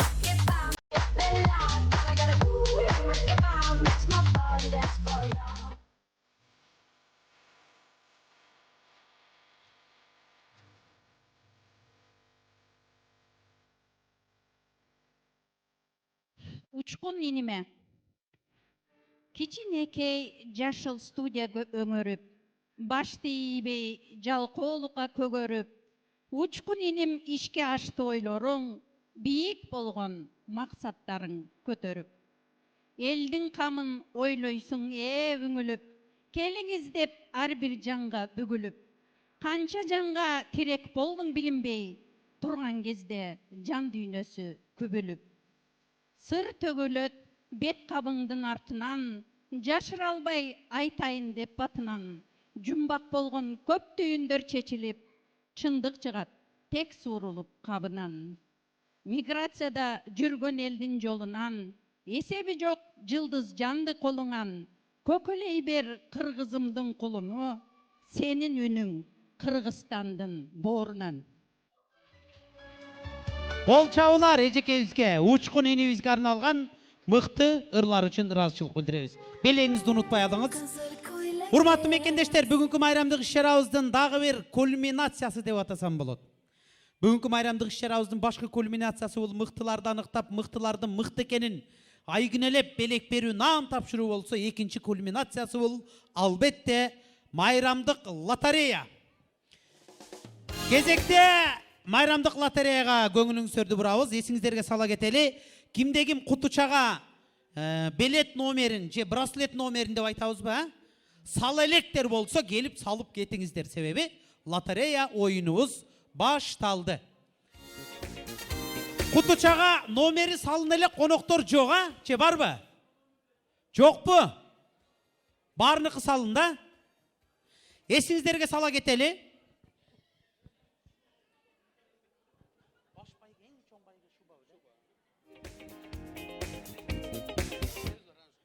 Урматтуу мекендештер, эсиңиздерге сала кетели, эң башкы байге айымдар үчүн шуба, 2 шуба, бир эмес 2 шуба. Андан кийин телевизор, андан кийин үй буюмдары, планшет, ноутбук. 5 планшет, 5 ноутбук. Планшет, ноутбук. Ол нетбук болуп калабы ошондо. Нетбуктан 5 тана. Анан 5 телефон. 5 смарт набор.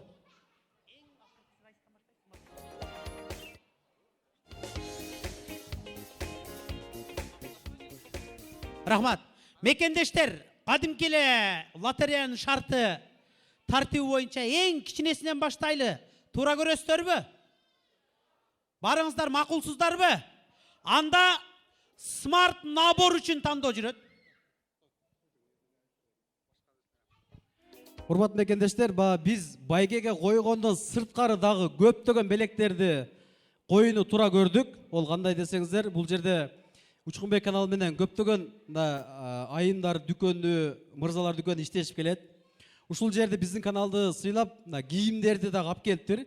Баягы белектерден дагы көп дагы айымдарга кийимдер бар. Баягы рекламадагы эле белектер эмес, андан дагы көп сертификаттар дагы бар сулуу салондорго, алар дагы ойнотууну туура көрдүк.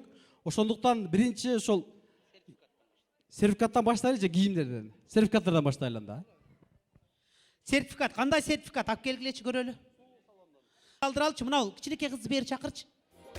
Келе кой кызым, келе кой. Мыналдан бирөөнү алып бер. Бумажку возьми, 1 штук только. Ай, молодец, орысчанын барын түгөтө турган болуп. Так. Айжан Исаевна. Кол чабуулар.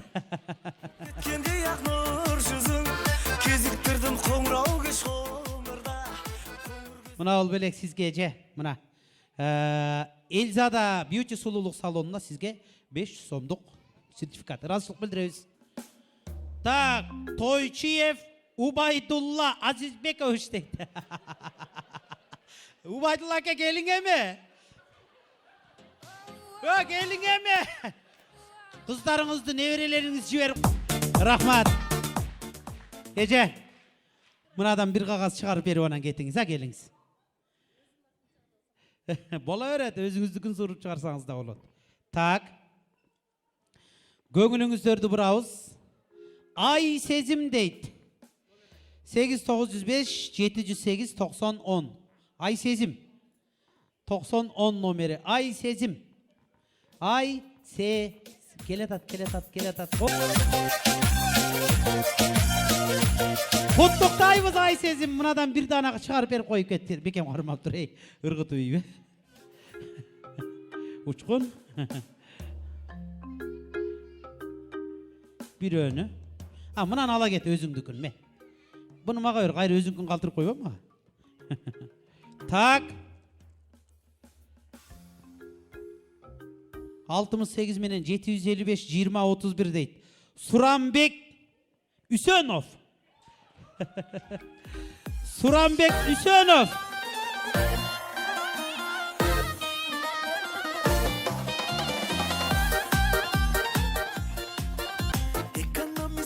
Құттықтайыз еже. Мынаке. Мына номеріңіз Суранбек әкеге айтып қойың. Барып кірпік жасатып алсын.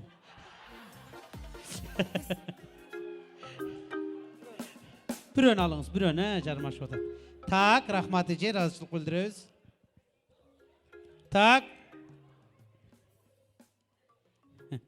Гүлжан 8929 930 87 57. Gülcan ayın var mı? Gülcan Ece geliniz.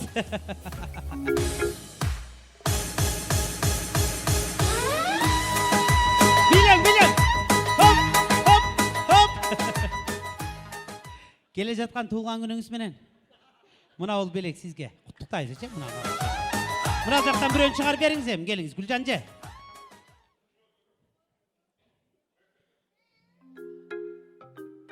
Азаматсыз разышылық білдіресіз.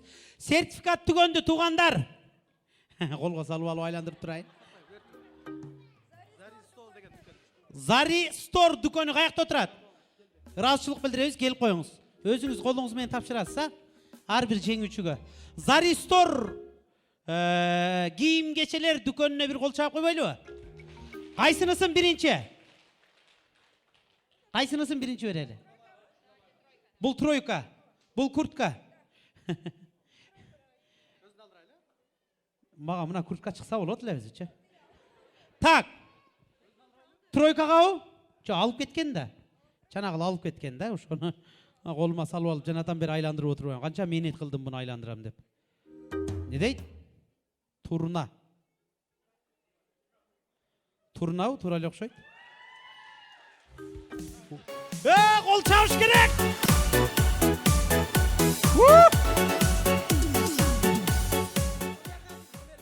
Номер 530 ең тура. Құттықтайыз еже. Неме? Жаман удачный болдыңыз а бүгін, бір қол шағып қойыңыздар. Еже. Бір өн. Мұна қағазыңызды ала кетіңіз даған ал жақтан бір өн алып беріңіз.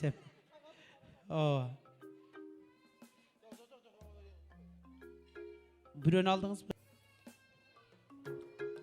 Sopsonun kurtkağa. Turna eceviz tandap algan qağaz aralashtirib oylatабыз. Aralashsa chiqish kerak эле, ha? Жана неме сулуулук салондан чыгыш керек эле да. Bir ботекс кылдырат элеңиз да.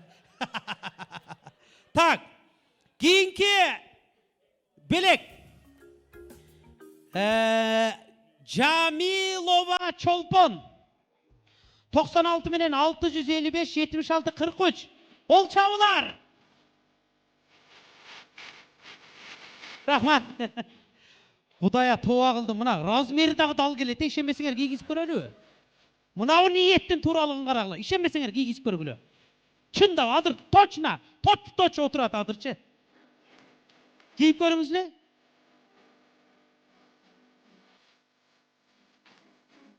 Mınanı qarap koy. Mınanı qarap koy. Tappasaң sıypalap qala. Құттықтайыз еже, жаңы жылыңыз менен мына. Жаңы жыл алдында сізге ең сонун белек болды. Инстаграмға қатталып, қатталбасаңыз куртканы қайра алып алат айтып қой. Мына ол қағазыңызды алыңыз да, бұл жақтан бір өні. Не магазинде? Зари Стор. магазини, метро Преображенский площадь. Мен экинчи выходтан чыкканда торговая галерея бар. Ошонун минус 1-чи этажындагы 13-чү павильон Заристор магазинде баарыңыздарды күтөбүз. Кол чабуулар. Андан кийинки белек. Ток чайнек. Ток чайнекти биринчи кылалы. Так. Жабышып тургандарды түшүр дейт. Мына жабышкандарды түшүр. Ичин ач. Ичин ач. Ачып түшүр. Кийинкисинде ошо жабышып турган сыйрытайын деп аттым эле да. Так, 25 менен 580 63 63. Анипахон дейт. Охо. Анипахон эже. Келиңиz кол чабуулар. Köpeken vefası yok vadesi Canga tegdi zerdesi Yüzüden az perdesi Bu güzelin köpeken Kutlukta ezeji azamatsız. Kara mın alacaktan bir jakşı nomerden biri tandaңчы. Bısmı. Oo, törtön çıkardınız go. Ana. Tak. Bısmılda. Blender. Жабышып та калып тур. Кандай дейт? Таламатова Шарапат. Билип анан күлүп аткан турбай. Ошо жерден көрүп таанып койдуңуз бе? Кут болсун эже. Куттуктайбыз, эмне эле күлүп атат десе. Кана, аралаштырдыңарбы? Аралаштыр. Бысымылда. Бирөөнү алыңыз. Ошо тандаганын алат бу кишичи. Ана жармашкандарды түшүргүлө. Ана. Өзүңүздүкүн алып кеттиңиз, а? Номерди. Так. Смарт набор. Зарядниктери бар. Кыскасы өтө сонун белек. Смарт набор. Менин колумда турган номер. Мына ушул смарт набордун ээсиники. Ким дейсиздерби? Бары эле көзүн жалдырат, мени карайт. Пенсия пособие бергендей эле болот экенсиң. Рахмат. Так. 700 плюс 7 977 403 64 39. Эльзада.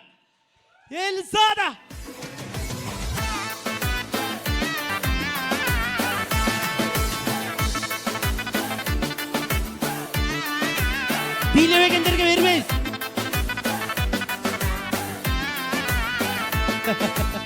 Рахмат. Биле албайт экен өзү. Керек экен билебейди, көрдүңөрбү? Элзадай, мынаяка келиңчи. Бүгүнкү мына ушунун эсеби менен 6-чы жолу сахнага чыгып атасыз. Азаматсыз. Мыкты болуп жүрө бериңиз, куттуктайбыз. Мына бул белек сизге. Мына бул сиздин номериңиз, анал жактан бир номер алып берип кетиңиз. Жакшылап аралаштыргылачы гана. Аралаштырабыз, адаштырабыз, алмаштырабыз. Мынал немеге лототронго именно жабышып калгандарынан бирөөнү сыйрыңчы көрөйүн. Мына жабышып калгандар турат го мына. Ошодон бирөөнү алыңызчы. Издеп атат бирөөнү. Жабышып калгандарынан бирөөнү алыңчы, мына жабышып тургандардан. Мына. Ай, азаматсыз. Именно жабышып турганын сыйрыттык го. Так, кийинки смарт набор. Элза дайымга ыраазычылык билдиребиз. Кийинки смарт набор. Не дейт?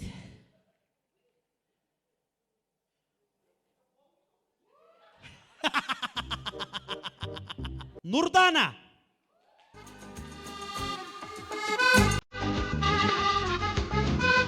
Сегиз 977 менен 289 53 29. Кол чабуулар.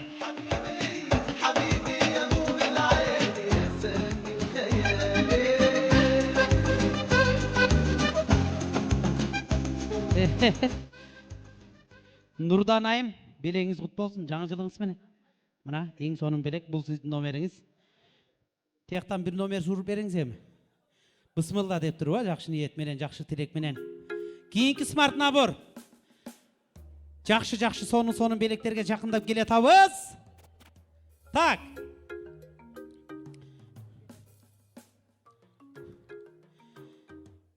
Рустамбек. 8991 менен 644 21 26. Рустам Беке кол чабуулар.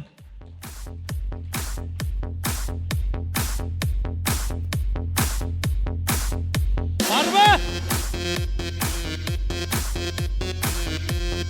Рахмат. Бу мен болчу да унутуп калдымын. Рустамбек 8991 менен 644 21 26. Эшке чыгып кетти ба? Келип лотерея болуп атканда эшке чыгып кеткенин айтып. Мына юрист өзү, укук коргоочу. Бир нерсе болуп, бирөө доомат кыла турган болсо, ушул кишиге кайрылабыз. Куттуктап коебуз, тапшырып коебуз. Мына бул номерди алыңыз. Эми көптүн укугун коргоп, көпкө жардамы тийген сонун колдоруңуз менен бир сонун номер чыгарып коюңузчу. Бысмылда деп туруп кана. Ооба. Жок, эко бирөөнү гана чыгарыш керек. Мага бере бериңиз. Рахмат. Так. Чынарбек юрист дейт го. Тамаша. 8902 741 8800. Кабылбеков Бакыт. Мына кишинин бүгүн ити чөп жеди. Куттуктайбыз. Баары бир алдыда дагы ошого берип кое берейин азыр деп жана. Экөөнү бир согуп чотор таштап кеткен экенсиз да көрсө, бул жаның чыкыртамада баары бир чотор сурайт деп, Бакыт мырза, куттуктайбыз. Бир номер чыгарып бериңиз. Мына бул өзүңүздүн номериңиз. Чайкап адаштырып, алмаштырып. Так. Үстүнөн эле. Кийинки смарт набор. Смарт набордун акыркысы. Мындан кийин смартфон жок. Смартфондор коюн кылалы, смартфон. Ноутбукка кылабыз. Боло берет. Так, Муслим 91 менен 763 63 81. Бир адамдан бир китеп, кол чабуулар. Куттуктайбыз. Эң сонун бар болуңуз. Мына бул сиздин номериңиз. Бир адамдан бир китеп долбоору, мыкты китептерге тийип жүргөн колдоруңуз менен бир мыктысынан бирди чыгарыңыз эми. Аралаштырып түбүнөн алып чыкты го. Так. Ноутбук, нетбук болуп калабы ошондо, аз карайынчы бир. Ноутбук, планшет дейт, не деп атат билбейм. Нетбук болсо, жок, планшет экен бул. Тура эле. Планшет, ноутбук кыскасы ошондой экен. Планшет экен негизи. Планшеткен клавиатурасы отдельно өзүнчө экен да. Байкашымча. Так. Планшет. A21 Pro үлгүсүндөгү планшет, Android.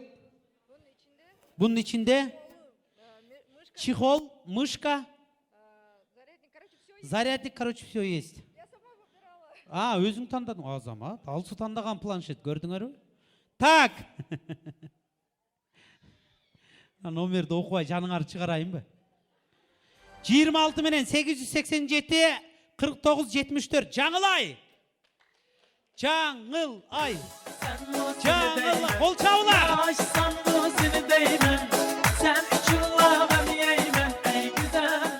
Сизби? Азаматсыз. Куттуктайбыз. Кут болсун. Байкуш телефон дем алат экен да бир аз болсо дагы. Белегиңиз кут болсун. Жаңы жылыңыз менен мына бул номер сиздики. Рахмат, ыраазычылык билдиребиз. Орундуктан орун алып бериңиз. Именно ушу планшеттердин демөөрчүсүбү? Жалпы демөөрчүлөрдүн баарын сахнага чакырабыз. Бирден номер тандап береби? Демөөрчүлөрдүн баары келиңиздерчи. Бирден чакырайынбы? Баарын чакыр деп атасың. Мадишоп, келиңиз. Мадишоп дүкөнү. Сонун берекелүү колдору менен мына жактан азыр сонун номер тандап берет. Аралаштырып түбүнөн. Мындай ак кагаздар да барбы? Бар экен, Баяктан алып чыкты деп коем. Так. 25 менен 801 44 82 Толкунбек. Ошентип өзүңүздү сүйүндүрүп туруңуз, башка эмне кылабыз аны? Кол чабуулар. Куттуктайбыз. Келеңиз кут болсун, жаңы жылыңыз менен бул сиздин номериңиз. Рахмат, орун алсаңыз болот. Мадишоп дагы бирди алып бериңизчи. Аралаштыр, аралаштыр аны. Жок, секин айландыр, секин. Катуу айландырсаң, ордунда тура берет экен, бөлүп кеткир.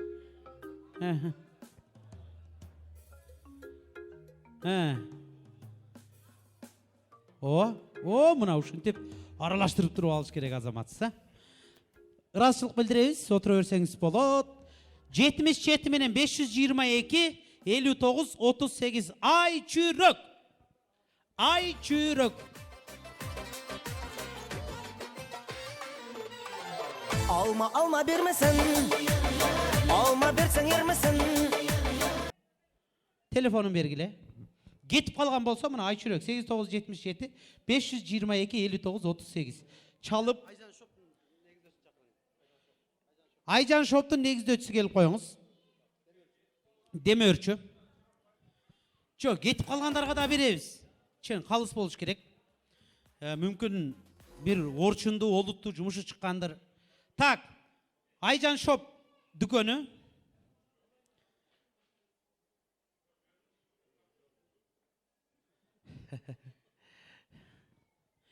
Mınal қағаз бирок өтө кыйынчылык менен чыкты. Так, кийинки планшет. Акбалаева Марал 68 менен 470. 93 33. Каяка кетти? Кимки дешет? Кол чабуулар. Кол чабуулар.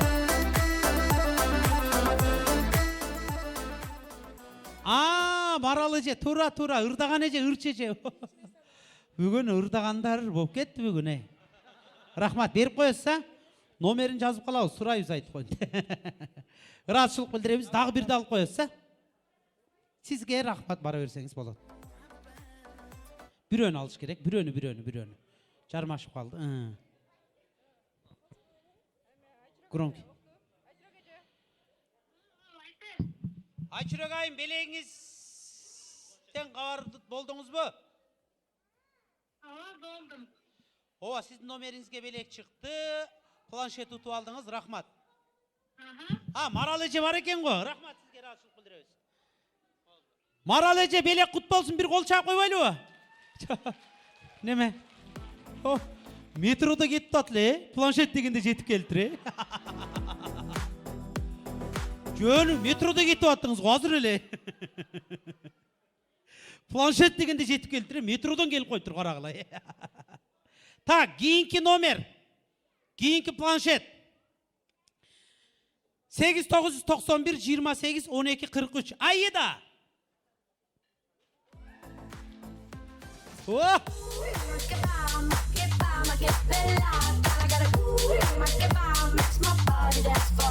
Айдайым құттықтайыз. Белеңіз құт болсын.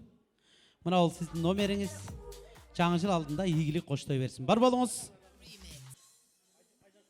Ыраазычылык билдиребиз. Рахмат, орындықтан орын алып беріңіз. Планета 312-нің өкілі келіп қойыңыз. Планета 300 адаштыр. Келгичи адаштырып, аралаштырып алыш керек. Ана, эми өзүңүз тандап бериңиз эми. Колду салып аралаштырыңчы, аралаштырып. Есіңіздерге сала кетели, смартфондорго ойын башталды. Биринчи смартфон. 5 смартфондун ичинен эң биринчисине, мына, бысмылда деп, Планета 312-нің өкүлдөрү смартфонго болгон биринчи номерди суруп чыкты.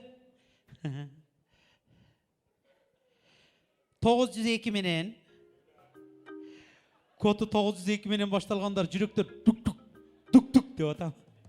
201 уже паника. 98-44 Акылай барбы? Кол чабуулар. Куттуктайбыз эжеке. Жаңы жылыңыз менен смартфон кут болсун, белек кут болсун. Бар болуңуз. Рахмат, дагы бирди алып бериңиз кана. Жанагындай кылып аралаштырып, а? Сонун ысык жеринен. Айба, она түбүнөн суруп чыкты го өзү дагы. Так. 8929 менен 929 43 15. Анара же Ажара.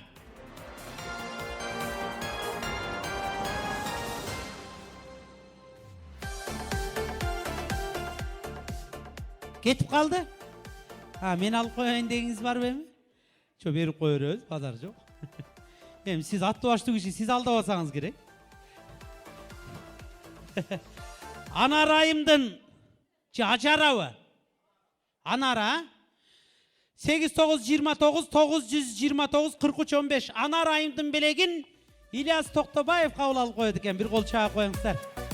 Эми сиз алдабасаңыз керек, а? Тартып койдуңузбу? Көрөбүз го. Мына номерди ооба. Алып бересизби? Ооба. Неме? Канчалаган таланттуулардын башын бириктирген колдор менен бир. Кыргыздын жакшылыгына кызмат кылган колдор менен бир. Кийинки смартфон.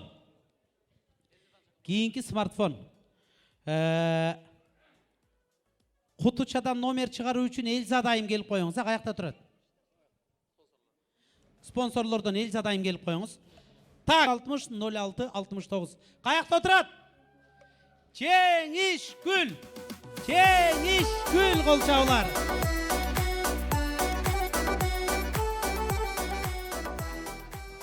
Куттуктайбыз. Жаңы жылыңыз менен. Мына бул Redmi A3 лично менин атыман сизге. Куттуктайбыз, бар болуңуз, рахмат. Так. Сулуулук салон Эльзада. Аралаштырабыз. Сулуулук салон Эльзада, карап туруп кагаздын суп сулуусунан бирди сууруп чыгыңызчы гана. О, тандап атат, аралаштырып атат, адаштырып атат. Ошончонун ичинен бирди тандап чыкты. Номери кийинки смартфон, а? 3-чү, 4-чү смартфонго оюн. Мырзабек 26 менен 582 13 18. Наконец-то эркектерден утуп атат, Мырзабек. Өзү бир эркек утса алда кетип калган болсо эле, а?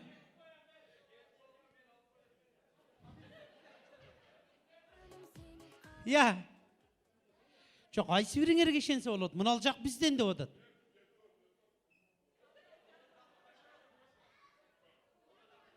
Номерин, 13 18.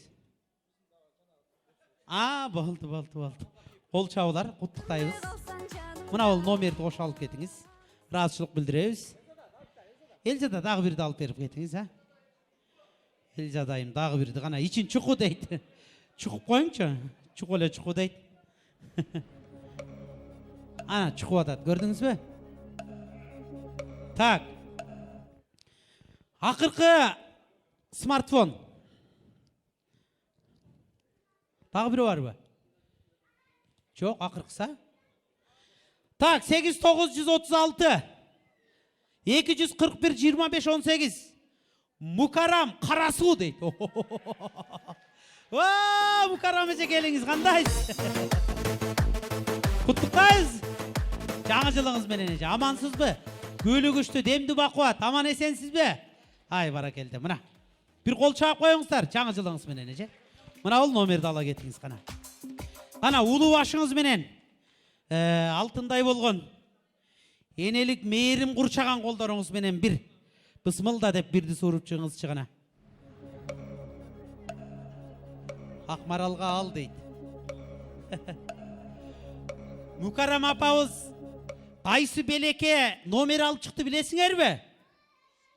Я. Шубага дейт, эси тарт эле шуба ушу аялдардын. Бүгүн шуба утпай калгандардын түнү менен түшүнө шуба кирет го. Так. Телевизор. Android. Wi-Fi уланат, YouTube любой бар.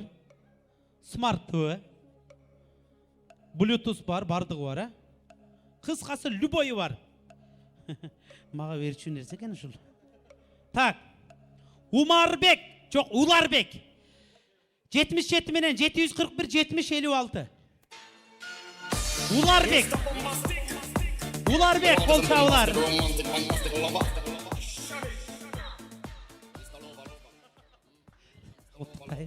Ne oldu? Ha, sen de Ularbek'sin mi? Öyle. Kutluktayız. Nomerinizin ayağı? 70-56. Мына ол номер сізге. Мына ол белек сізге бір қол чағып қойыңыздар. Ай бар. Уларбек сопровождение. Айзада бьюти шығып қойыңыз. Так, қана. Алсудағы жөн қыз емес. Қана ақалай деп атып суырып шықты. Кейінгі смарт ТВ. Кейінгі смарт ТВ-ны да жармаштырып қойыпсыңар. Так. Мираида 29 менен 541 82 92. Мираида қол чабылар. Мына. Рахмат. Ошол. Рахмат. О, Камчаткадағы стол қанша билет алғансыңар өзі? Я. Айтып қойыншы. Ошо келген қонақтар ошол жаққа отырыңыздар десем ешкім тоғытпай қойды эле. Көрдүңөр бе? Подаркадан құр қалдыңар. Молодец, ошол столға жалаң шығып атат, Камчатка деп қой. Мираидаға қол чабылар, номеріңіздің ақырқы номерлері 92. 82-92. Мына ол белек сізге доставкасы менен. Қол чабылар, номеріңізді алыңыз. Номеріңіз доставкасы менен. Так. Шубаларды Мадишоп қойған. Мадишоп қаяқта отырады? Мадишопқа бір қол чабып қойбайлы ба? Мадишоптың атынан ойнатылчу шубаларға Мадишоп алсын ба? Туралы олау? Я. Залдан шығаралы өже. Шынығы мұқтаж адамдардан бір таңдап беріңіз ғана. Бысмылда.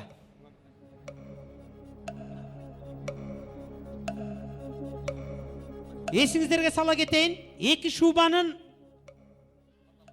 Алсудағысына шығып алып талаш жүрбесін. Алсудағы шубаға боз шубаға деп айтайын. Кейінгісі ақ шуба деп айтылады. Боз шубаға ойын. Айымдардың жүректері түк-түк-түк. Түк-түк-түк. Секундасына 49 жолдан соғып отады. Так. Номер 909 менен 926 72 69. Қанышай. Йо! Мынаны қарап қой. Камчатка! Камчатка! Рахмат. Мына нереально, сілер бір нәрсеңер бар сілер. Не? Қанша билет алғансыңар? Дағы шанс бар үші. Қол чақ қойбайлы туғандар. Құттықтайыз, жаңа жылыңыз менен шубаны менің атыман қабыл алып қойыңыз. Рахмат. Так, Мадишоп, келіңіз еже. Бұсымылда деп. Чарылаштырып. Неме? Мұны ақ байқұшқа деле шығарып қойыңшы. Так, аралашты. Тандады. Өзі де ақ қағаздан суырып шықты ғой. Бысмылда. Так. 8964 менен 774 97 25. Чынарбек.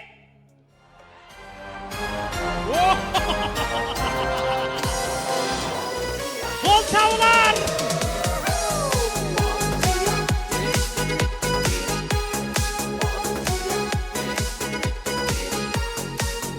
Чынарбек сразу жеңгейім шақырды ғой. Ушуға лайық размері ушул жеңең да? Точно. Тоға қылды, мұнаны қарап қойғылы. Толық кейінші қолдарды келгізіп. Толық кейін, толық. Фотограф шақырып қойғылашы. Құдая тоға қылды, мұнаны қарап қойғылы. Чынарбек. Бұл махинация мен ішенбейм. Ниеттің туралығын, ниеттің қалыстығын қараңыздар туғандар. Мұна шуба мақ дана ейсін тапты. Чынарбекке құттықтайыз. Чоң рахмат, бардығы ниетке байланышлы өткен. Мен қызық теманы айтып беріп қойын. Мен жұмысыма байланышлы қыз келіндер менен көп сөйлесемін да. Развод әлмен 20 жылдан беріч. Ана мен келіншем кейде қызғанады да. Түшінде де қызғанады да. анан кээде сурап калам да. Не болду десе мен түшүмдө ак шубу алып берсин, бирөө мени талашып атат депчи. Ошо чыкты азыр. Мына карап кой, бир кол чак койлубу? Ак сүйү менен алганым Рахмат. сен. Түшүмдө ак шубу алып берипсиң дегени чыкты. Талашып атканы кызык болуп атат да, ким талашат? Белек уткандарды белеги менен куттуктап, бай кеңиздер менен куттуктап, бай келүү олжолук айтышыңыздар менен куттуктап, кыргыз ар дайым кайда болбойлу гүлдөй жайнап, гүлдөй жадырап жүрө берели деп даярдап келген дагы бир мыкты инсаныбыз, кыргыз элинин мыкты алып баруучусу деп айтайын. Кыргыз Республикасынын эмгек сиңирген ишмери, көп кырдуу талант, ыр десе ырдай, сөз десе сүйлөй билген эң мыкты эжекебиз сиздердин кол чабыңыздар менен Нуркан Койчуманов эжебизди сахнага чакырып коелу, уруксат этиңиздер гана. Нуркан Койчуманова мыкты тамада, мыкты алып баруучу, эмгек сиңирген ишмер. Ыр десе ырдын, сөз десе сөздүн гүлүн тере билген эжебиз. Нуркан эжебиздин жок экенин билип туруп мына иш чараны баштап алганым жакшы болгон экен. Нуркан эжекенин бар экенин билгенде, ой, Нуркан эженин алдында кимдеген гана тамадалар сүрдөп, кимдеген гана тамадалар сөзүнөн адашпагана. Куш келиңиз, көрүп турганыбызга кубанычтабыз. Чоң рахмат Аскар. Кутмандуу кечиңиздер менен урматтуу Москва шаарындагы мекендештер, нан тапкан, үй бүлө баккан, турмуштун түйшүгүн, оор түйшүгүн жоон териси менен көтөрүп, бүгүн мына жүздөрүнөн нур тамып жаңы жылды тосуп аткан жалпы мекендештер, барыңыздарга Кыргызстандан жалындуу ысык салам. Мамлекетибиз күндөн күнгө өнүгүп өсүп, чындыгында өлкөбүздө жакшы жаңылыктар, жакшы жылыштар бар. Бул да болсо сиздердин салымыңыздар абдан чоң. Бүгүн сиздер менен бирге ушул салтанаттуу аземге катышып жатканыма абдан кубанычтамын. Бактынур продюсерлик борбору республикалык коомдук уюмдар менен биргеликте кыргыз элинин жалпы мамлекетибиздин өнүгүшүнө өзгөчө салым кошкон инсандарды коомдук уюмдардын сыйлыктары менен сыйлап келебиз. Бүгүн мына Учкунбек каналы уюштуруп жаткан майрамдык иш-чарада да биз сиздердин араңыздардан мыктыларды Учкунбек телеканалы менен бирге тандадык. Учкунбек атына заты жарашкан, Учкун дайыма жакшылыкты издеп жаңылануунун жолунда. Бул менин өзүмдүн окуучум, турмуш жолунда эмес чыгармачыл жолдо дагы тарбия алган устаттан шакирт өсөт деген оончу, аткаруучу, ырчы, ошол эле мезгилде кыргыздын мыкты жигити болуп, бүгүн мына Москва жеринен мекендештердин жакшылыгын элге жайылтууда өзгөчө салым кошкон массалык маалымат каражатынын өкүлү катары дагы таанылып отурганы мени кубандырат. Бирөөнүн жакшылыгын ашыра билүү, жамандыгын жашыра билүү, тоодой болгон кемчилигин кечире билүү Кудайга жаккан сапаттардын бири. Мына ушул Учкунбекте бирөөнүн тамчыдай болгон жакшылыгын деңиздей кылып бөлүшө турган кыргыздын жигиттерине тиешелүү айкөлдүк, марттык мүнөз бар. Сакадай бою саралтын, тургандын баралтын кыргыздын кыран жигитине Кудайым өмүр берсин, ден соолук берсин, жакшы иштерине жараткан жар болуп, жалпы элибизге жарыгы тийсин. Учкунбектин бүгүнкү майрамы кут болсун, ырыс кешик ынтымак жергебизге кут консун деп, куттуу болсун конушуңуздар, катуураак чыксын добушуңуздар. Дагы бир жолу Кыргызстаныбыз өркүндө өсүп, кыргыздын мырзалары бийикте болсун деп кол чаап коюңуздар.